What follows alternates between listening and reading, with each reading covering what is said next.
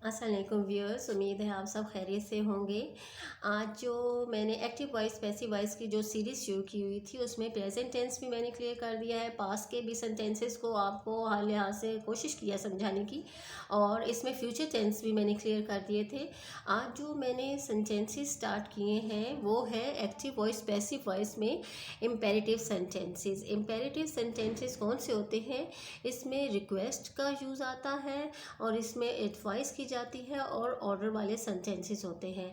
और इसमें मोस्टली क्या होता है, इसका पैटर्न इस तरह ही बनता है। लेट आता है, उसके बाद ऑब्जेक्ट प्लस बी और थर्ड फॉर्म का यूज़ आता है।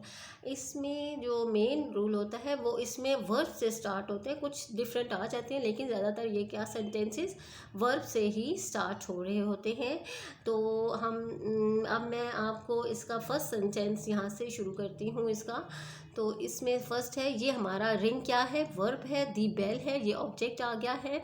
अब देखें, अब इसका पैटर्न क्या आ जाएगा कि ये जो ऑब्जेक्ट है ये हमारा सब्जेक्ट की जगह पे चला जाएगा। और अब क्या है, सब्जेक्ट इससे पहले हमने दी बेल से पहले ये ऑब्जेक्ट सब्जेक्ट की जगह पे तो आएगा, लेकिन इससे पहले लेट लगा देना है। लेट दी बेल बी रंग, ठीक है। उसके बाद जब ऑब्जेक्ट आएगा, ऑब्जेक्ट के फ़ौरन बाद बी आएगा, बी के बाद रंग का यूज़ आएगा, ठीक है। अब ओपन द डोर है। अब इसमें भी इसी तरह है, ये जो हमारा ऑब्जेक्ट है ये सब्जेक्ट की जगह पर आएगा, तो इससे पहले लेट लगा देना है। Let the door be opened, सही है। और शट द विंडो, इसमें भी सेम इसी तरह पैटर्न चलेगा कि आप किस तरह बताओगे कि let the window be shut, ठीक है। आई होप आपको समझ आ रही होगी। आप मेरे चैनल को भी सब्सक्राइब किया करें क्योंकि ये हमारे लिए एक बहुत मोटिवेशनल होता है, और मैं कोशिश करूँगी और भी अच्छी अच्छी वीडियो आपके लिए अपलोड करूँ और मेहनत के साथ, ताकि आपका पॉइंट ऑफ व्यू क्लियर हो और आपको अच्छी तरह समझ आ सके जो मैं एक्सप्लेन कर रही हूँ। तो आप मेरे वीडियो को, चैनल को ज़रूर सब्सक्राइब कीजिएगा और आइकन बटन को भी प्रेस कीजिएगा ताकि आने वाली नई वीडियोज़ आप तक बर वक्त पहुँच सके। Thank you. और अब हम नेक्स्ट सेंटेंस की तरफ जाते हैं। नेक्स्ट सेंटेंस है वो, आप ये नेगेटिव सेंटेंस को मैं यहाँ पे एक्सप्लेन कर रही हूँ।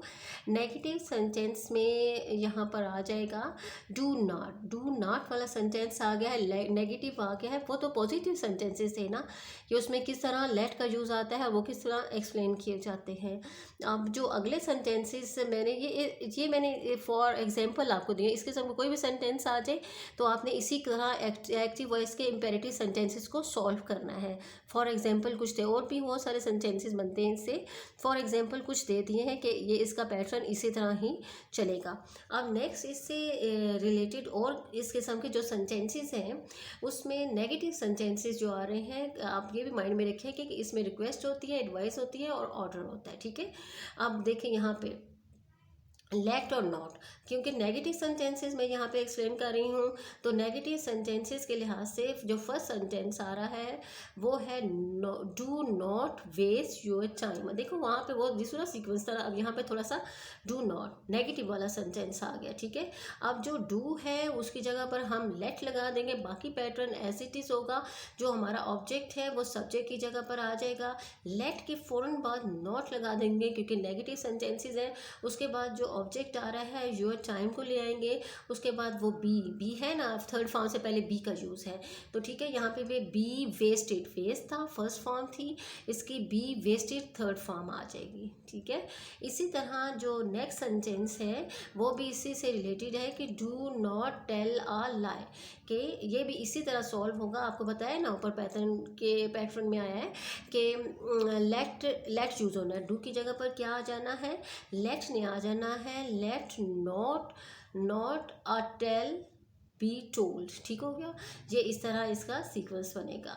ये तो नेगेटिव सेंटेंसेस की थी कि आपको अगर आ जाए, ये देखो ये चेंज है ना, वहाँ पे सिर्फ वर्ब आ रहा था, यहाँ पे हमारा सब्जेक्ट भी आ गया। इसको पहले लिखना है, उसके बाद बी के बाद आपने थर्ड फॉर्म लगा देनी है। इस किस्म के भी सेंटेंसेस आ जाए तो आपने इनको इसी तरह सॉल्व करना है। ये देखिए ये डिफरेंट आ गया, थोड़ा सा उससे डिफरेंट हो गया ना, वो सिर्फ शट दी विंडो था तो यहाँ पे थोड़ा सा एक्स्ट्रा ऑब्जेक्ट भी आ गया है। तो ऑब्जेक्ट को क्या करना है, थर्ड फॉर्म से पहले लगा लेना है। ये ऑब्जेक्ट हमारा हो रहा है और थर्ड फॉर्म से पहले बी लगा देना है, ठीक है, आपको क्लियर हो रहे होंगे इस किस्म के सेंटेंसेस आ जाएँ तो आपने इनको इसी तरह सॉल्व करना है।